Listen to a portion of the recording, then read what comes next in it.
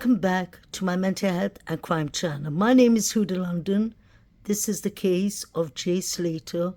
May he rest in peace. Condolence to his family, and may the correct justice be served.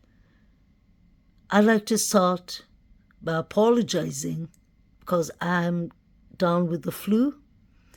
I really needed to discuss this case a bit further with my viewers and subscribers.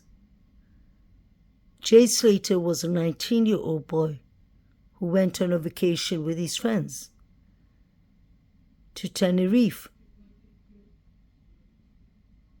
He was reported missing on the 17th of June, and he was found 29 days later in Masca ravines and mountains.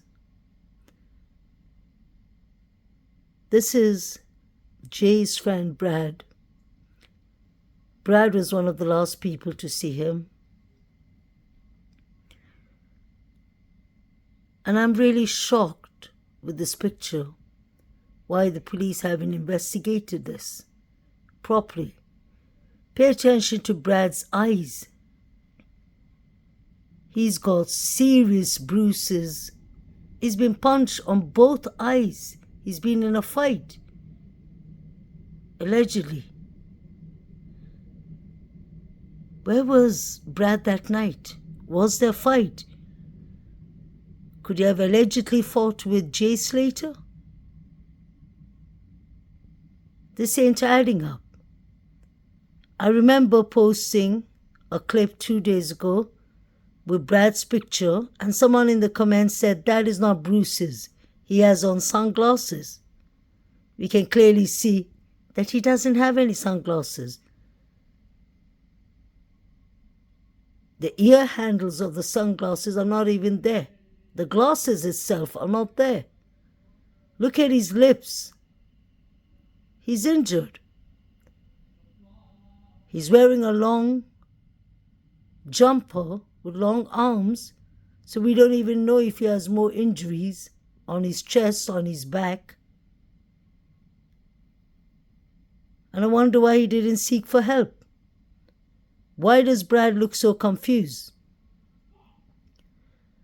I personally have always suspected Brad to be involved because his mother was trying to run the Facebook pages from the beginning. I don't think she was sitting with Jay's mother, Debbie, in the Sky News interview for support. I believe she wanted to hear what Debbie had to say so that she could change her story or answer some questions. She looked like she was quite nosy in the interview. And obviously as a mother, she's there to protect her son. But my question is, what did her son do? Why does he have black eyes?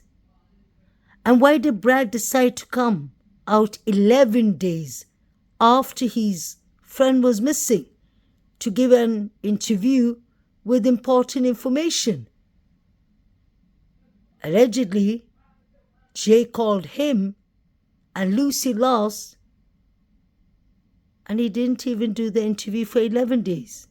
I was wondering always why. And now we can clearly see why. Look at his eyes. I really have to thank Jay's father for exposing this picture to the world. People are more focused about Brad's shoes. Let's start with Brad's eyes, lips, face. Why does he look so puzzled, confused? Why does he look like he's guilty or that he's hiding something allegedly? These people have been changing the information they've given in interviews. Doesn't make sense. Pay attention to the timeline. Mr. Slater's phone died around 8:50 a.m., with his last known location registered in the Rural Deteno Park near Masca. So if Jay's phone died at 8:50 a.m., why did Lucy say she was the last person to speak to him? Because clearly, if you look down at number 3, Lucy mentions that she received a phone call from Jay at 8 a.m. His phone went off at 8:50 a.m. That's 50 minutes later. I doubt Jay was talking to Lucy Maylaw for so long. And Brad said while he was talking to Jay, Jay received another phone call. And I think that was Lucy, the last phone call, if she actually called him. Because even the locations of the phone was in question.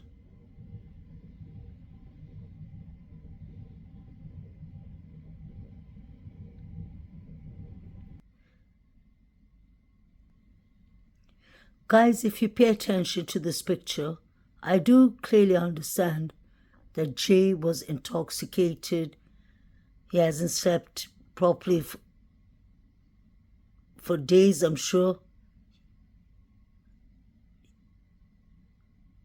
He was actually in a poor state. But what I'm paying attention to is Jay's lips and mouth.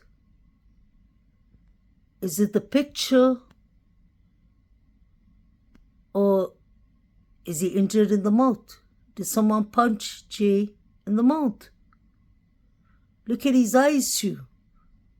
There's something not right. Brad has serious injuries around his eyes and lips, and Jay looks like his lips are injured. Did a fight break out in the festival itself, and maybe it continued outside? Could that be possible? Jay Slater was not the main perpetrator of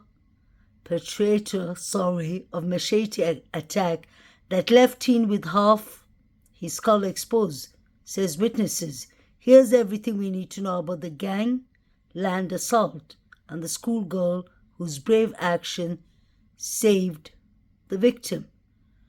I remember this story so well when it happened in 2021. I was reading it on my way to work and I was thinking, how could such a thing happen with such young suspects and victim? But nowadays, it seems to be happening quite often in the UK. Machete attack is something that we are tired of in the UK, to be honest. We are sick of it.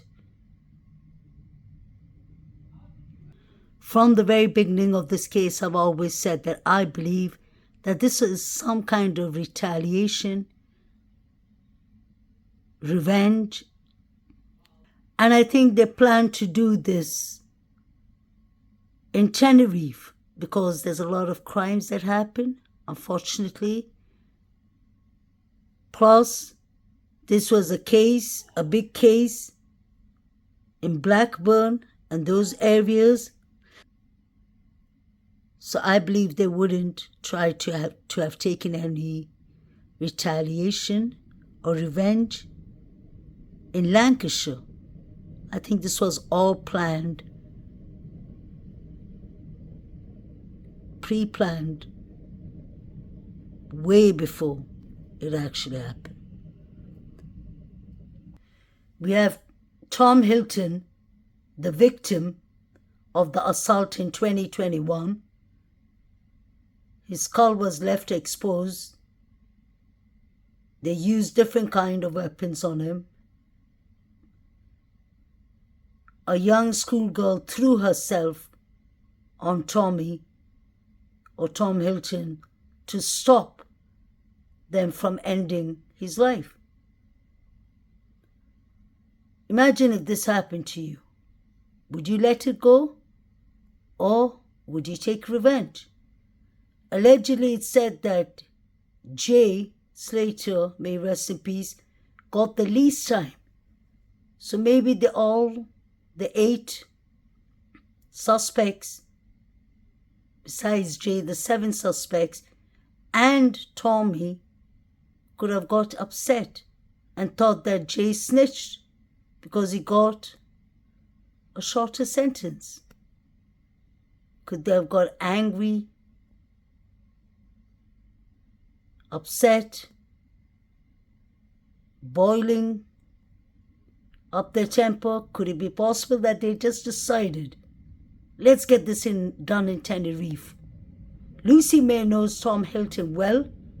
Brady knows Tom Hilton well. They both have him on their Facebook. On his Facebook. They are Facebook